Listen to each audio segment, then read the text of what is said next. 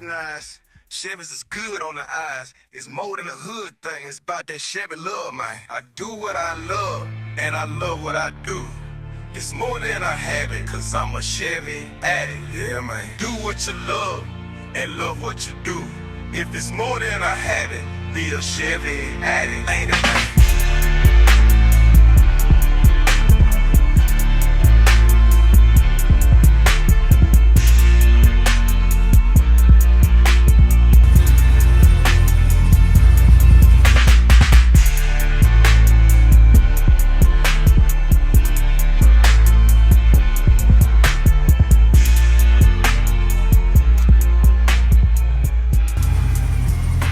Chevys get ready, Chevys get ready, Chevys get ready, Chevys get ready, Chevys get ready, Chevys get ready, Chevys get ready, Chevys get ready. I do what I love, and I love what I do. It's more than a habit. I'm a Chevy addict. It's a Chevy thing, rolling in my Tahoe on 28s. I gotta be great, making an earthquake and windows shake. 418s make it scream, or I can come real cool and slide through. In the Cutlass old school on 24s. You know what I mean, man? It's a Chevy thing. Do what you love. YouTube, what's up YouTube? This your boy, Chevy Addict, with another video, y'all. Today's video is about my family, of my episode 4 of a diary of a mad black man. You know what I mean? I'm gonna start to tell you about my grandmother, okay? My grandma adopted me when I was 3 days old, right, from my mom. I had a real bad skin disease back then. Eczema, I know y'all heard of eczema. And my mama didn't have the resources around her to take care of a sick child, so she offered me to my grandmother. I respected that, you know what I mean? I respect her to the fact that knowing I'm in good hands. And she knew I was gonna be in good hands, right? But she was not afraid to ask for help, even though she was going through a divorce at the time. We went through it real hard, but my grandma was the savior to us, to her grandkids. My grandmother is not really my grandmother, she's my aunt.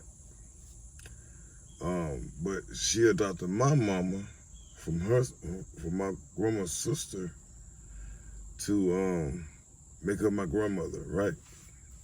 So she adopted me when I was 3 days old. She took care of me till I turned 11 to the 6th. I was in the 5th or 6th grade. I don't remember, y'all. But just make a long story short, she took care of me. She nursed me back to health. I was scratching my wound so bad. I mean, you should have seen pictures. I got pictures, but I can't put them on this video because they're in my grandma's house in the country. But and I won't put them on. They so messed up. You know, I had sores on the size of golf balls. I would just stay scratching. But what my grandma did was she had grew this big old cactus aloe vera plant. And the people in the neighborhood told me about this as I got older, that I almost died from that, you know what I mean? Because I was losing too much blood and I was real weak, I was real skinny, I was real like limp, you know what I mean? But I almost died behind that, y'all. But at the end of the day, she saved me. With God's grace, she saved me, man. So she prayed for me for years to heal, to get right, because she wanted me to go to school and enjoy myself. And you know what I mean? But I couldn't go to school right off. And my mom, they had the resources at her disposal to give me the proper treatment I needed. So she gave me to my grandmother. I understood that. You know what I mean? Understood. But I'm to the point right now. I was like, I'm lost. I don't see my mother like that. But my mother, she had other kids to take care of. Like my brother, she was preparing herself to have my sister at the time, so she couldn't afford to she couldn't afford to take care of me like that in my condition. I did have an older sister, but she passed away. You know what I mean? So my grandma said, just let me take it for a little while. And that led to years and years and years and years until I turned 14, 15 years old. And I thank her for that. I love my mama so much that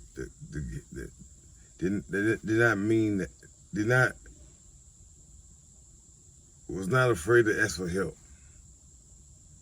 You know, she was young, 21, she had me. You know what I mean? So she was real young. She had my brother when she was, 17 going on 18. So she had my brother take care of. My sister was coming. And I'm like, wow. And she didn't know what to do. So she gave me to my grandmother. And I love her to this day for that. My grandma gave me a new life. She took care of me. She nursed me back to health. And she gave me a new start, a new beginning, a new love that no parent never showed me, or no parent never showed their child. You know what I mean? But y'all parents might taught y'all love, but my grandma gave me this love that nobody can replace. And I still talk to her. If she would live this year, she'd be 107 years old. You know, I miss my grandmother, y'all. She died in 2004 at 89 years old.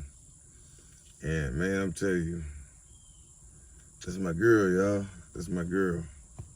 She took care of me, I'm telling you, from so early age in my life, man, to my teenage years. And she released me to go to the military. And she told my recruiter that, take care of my son.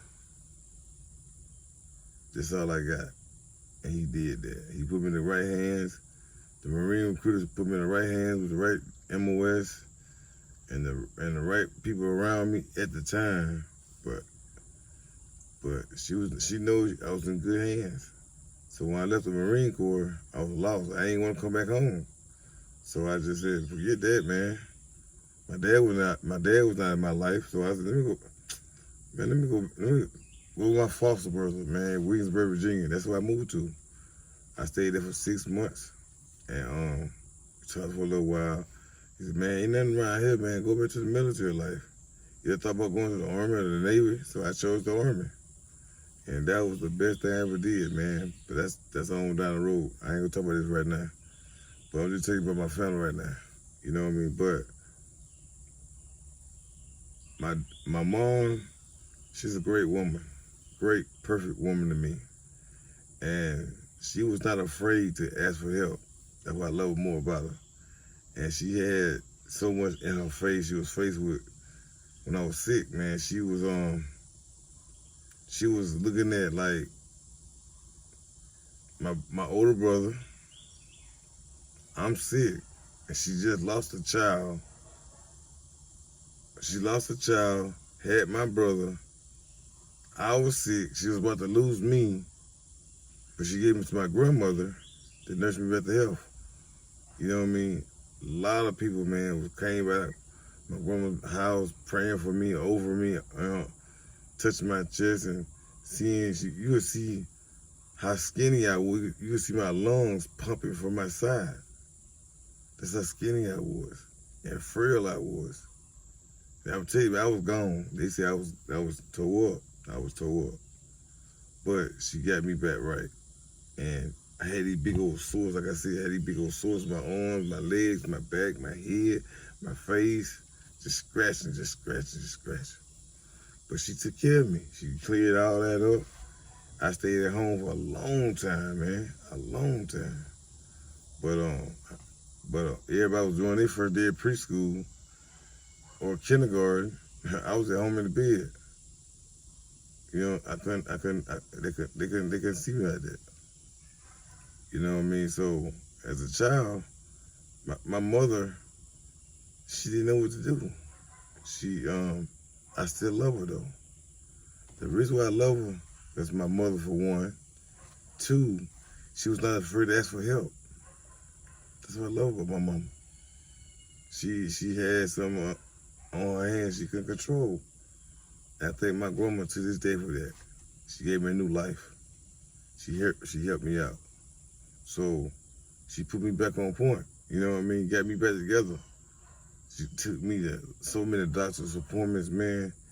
My arms were so frail and had all this blood coming out. They had bandages on my arms. They telling me that they were so affected. They was going to amputate them until they gave me this medicine to cure all this stuff up. Yeah, and I don't know what happened, but prayer changes things. Just know that, y'all. When you have a strong prayer, a praying grandmother like I had, that's why I tell you all the time, I give everything to God. I ain't here trying to fuss with nobody, argue with nobody. I ain't trying to look better than nobody. I'm trying to be myself. You know what I mean? So my brother, he's my older brother. His name is Marcus. And that was my hero when I got in the 7th, 8th, 9th, 10th grade. You know what I mean? So when he taught me how to change the oil, he taught me how to, he actually left me on the interstate. You know what I mean? He actually left me on the interstate and got lost. That's how I learned how to drive on the interstate. I ain't know where I was going. Cars would pass by me, flying past me, like blowing the horn, got the way, slow driver. I ain't know what I was doing, y'all. I was a kid. But he taught me how to drive and survive on the interstate. And from his house, we stayed, where my dad stayed at, he stayed within 45 minutes to about 50 minutes away from Tuscaloosa back then. We used to travel the interstate all the time, going back for Tuscaloosa, for car parts for him and all that stuff. You know, in wood and us getting his exhaust and all that stuff. But anyway, y'all, he taught me a lot of stuff coming up, and he passed that down to me. When he passed it down to me, he gave me. I made so much money in the military, like building speaker boxes, running wires and all that stuff, changing oil at the craft shop. You know, he taught me a lot of stuff that gonna help me in my little tool bag. And I thank my brother to this day for that, you know what I mean? So, but he don't understand, that taught me a lot of my hustle to this day. You know what I mean? So I thank him for that. And my sister, Lisa, she is the type of woman that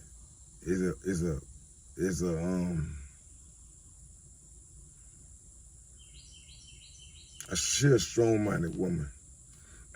People always count her out. They say, you know what I mean, they ain't want to follow her next step because she didn't know what her next step was. But she made it big, though. You know what I mean? My little baby sister, Christina, was the only, my mama's kid, graduated high school. You know what I mean? But all of us got our stuff together. I mean, you know, I got my GED, my brother got his GED, my sister got her GED. You know what I mean? I'm not saying we're a dumb family like y'all might think we are. We not. But it just I quit school because my grandma got sick, and I was doggone. She took care of me when I was younger. I'm not gonna take care of her when she got older. When I got older, so I quit school and got a job. I helped in the garden. You know what I mean? I chopped up wood for her. I did all this great stuff for her. You know, because she did that stuff for me. She brought me back to life. For all her prayers and her love and all the people that prayed over me. You feel what I'm saying? So at the end of the day, y'all, I love that part of that's why I gave it back to her. She gave it to me. She gave me life again, so I'm going to help her out to keep her life going. So she was diagnosed. I said this in the SS Game Live last weekend. He said he was wearing a pink shirt. I said my mother died from she did not die from my mama's still alive, but my grandma had breast cancer. I said that was my mother in his life. That's who raised me, my grandmother. I call her mom. I ain't call her grandma. I call her mom. But as I got older, I learned about my mama, what she did. So my grandma told me to start calling her mom, call her grandma. You know what I mean? It's not confusing, but the ones in the back don't understand what I'm talking about.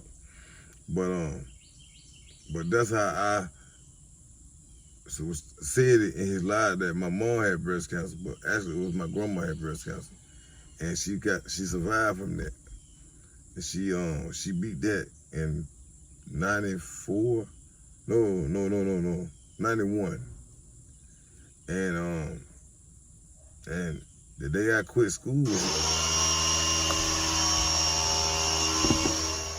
The day I quit school, when she got the pneumonia real bad. She was throwing up stuff. She couldn't hold on. She couldn't eat nothing. She cold sweat. She'll black out. She'll come back. She'll black out. She'll come back. But at the end, you know what I mean, I was putting cold towels on, breaking her fever. You know what I mean? She would come back a little bit. And using hot tea, she'll come back a little bit. You know what I mean? But like when I had a chicken noodle soup, she got back like that. You know what I mean? And all that warmth I was giving her, it brought that cold out of her. And got her. I bought her this big old machine. My first paycheck, I started working when I was 13 at Piggly Wiggly. So my first check, I bought her this big old vapor machine. You know, they got a Vicks machine now. She'll inhale that stuff in her lungs, right? And it'll clear all that stuff out, bathroom-wise, or blowing nose or coughing it up wise, you know what I mean? I remember taking big old buckets outside with stuff in, man. So at the end, I had to do that for my grandma. She was there for me. So my baby sister, like I said, she's the only person of the family on my mama's kids that graduated high school. You know what I mean? So that made me feel proud, because I always wanted to make my mama proud, but I did it later on when I joined the military. I made my grandma proud. I made my grandfather proud. You know what I mean? My mama's side, everybody in the military. But my dad's side, nobody was in the military but one person. That was my uncle and myself. 2 people, I'm sorry. But Christina, she's a beautiful lady, man. That's my twin. They call it. That's my twin. And that's my rock, man. Y'all mess with her, y'all mess with me. You hear me? Y'all mess with her. I say again, y'all mess with her, y'all mess with me. And she know that. You know what I mean? And we might grow apart, but our bond's still there. You know what I mean? So at the end, love your family, man. Love your family. You know what I mean? Like I always tell people, on here, off of here, you know what I mean? People outside will treat you better than your own family do, right? I'm going to tell you what I mean by that now. When I was growing up, man, I ain't had a father growing up at all for nothing. This dude was never around me. This dude was not around me. This dude hated my guts, y'all. I feel. I remember waiting on Saturday mornings, Friday nights. You know what I mean? Hold on a minute though. I ain't going to the field yet. I want to see my dad in the stand. Look in the stand, he nowhere to be found, man. On Saturday morning, I'm at home healing up. I want to go home. I'm going to go fishing. This man, he didn't teach me nothing in life, man, but how to turn my back on people. But I'm not going to do that to y'all. I love y'all, man. My brother, my dad is a preacher. All right? I remember coming home from school one day. I think I was in the 7th grade. I walked to my mama's house. And I'm telling you, man, I'm hearing her.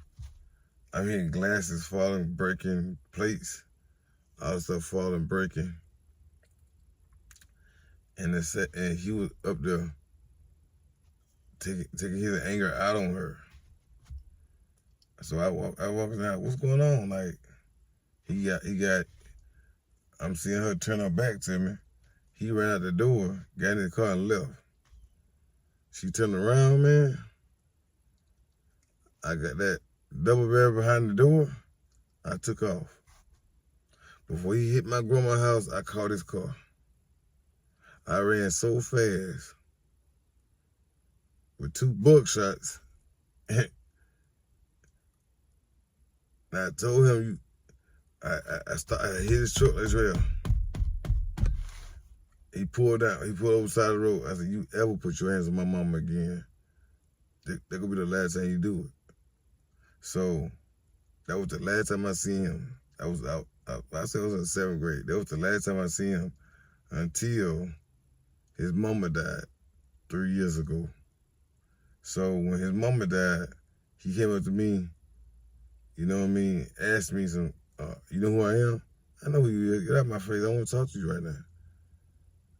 Can I just have some space? So when they put her in the ground, I told her, "I love you." He was trying to shake my hand. I walked away from him. He asked me, "Why you doing this to me?" Right? I'm just returning the favor what you did to me. You know what I mean? So later on, we actually talked about it after her funeral. But he called me one day, and ever since then, I've been talking to him. You know, I call him. I call him, don't answer. I'm like, I call his brother, because me and his brother talk every Saturday. When me and his brother talk every Saturday, we talk every Saturday because my dad don't call me like that. I reach out to him. I talk to him, like, after, like, I said, 6 months after the funeral. He don't talk to me no more. So I'm like, I talked to this man, like, I was trying my best to get close back with him and ask him what happened with you and my mama. You know what I mean? But I seen what happened. I want him to tell me what drew him to put his hands on my mama. You know what I mean? As an adult, as a kid, you don't understand. But as an adult, you do understand. So I was like, okay, this man gonna keep running from me. So I got something for him. So he didn't teach me nothing growing up. How to fish, ride horses. He didn't teach me how to tie my shoes. He didn't give me a daddy and son hug, tell you that, you know what I mean, tell me that he loved me. He didn't do none of that, you know what I mean? So I learned over the time through my brother, he was a Rolling Stone. Yeah, you hear me? He got 5 outside kids. With us now, his 3 that he left behind and 5 more kids. He came home and got my brother, but he didn't come home and get me. I needed him like my brother needed him. Why didn't you come home and get both of his boys? To raise them to be men. But people in my neighborhood taught me that. My grandfather taught me that. You know what I mean? They showed the cry on in so many ways. Because they knew that my dad was not in my life. They knew what my dad did. They knew this.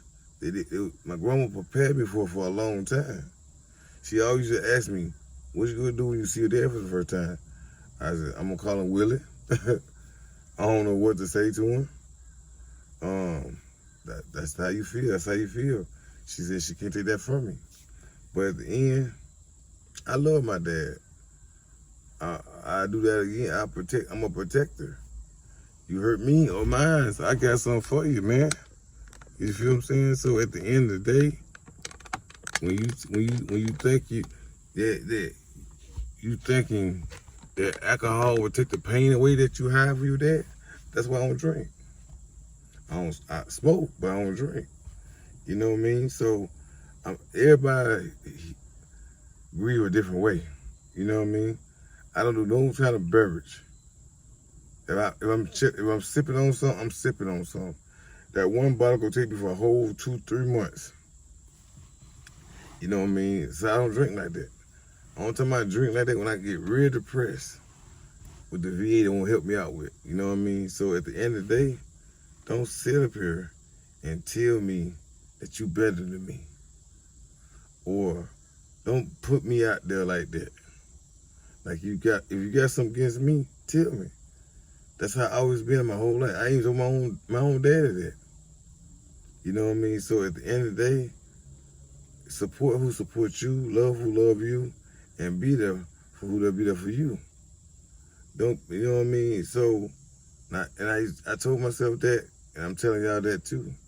I'm not here for have a pity party. I'm just telling you about my life, about my journey, and where my journey is going. You know what I mean? So, if you can't enjoy this content, unsubscribe, please.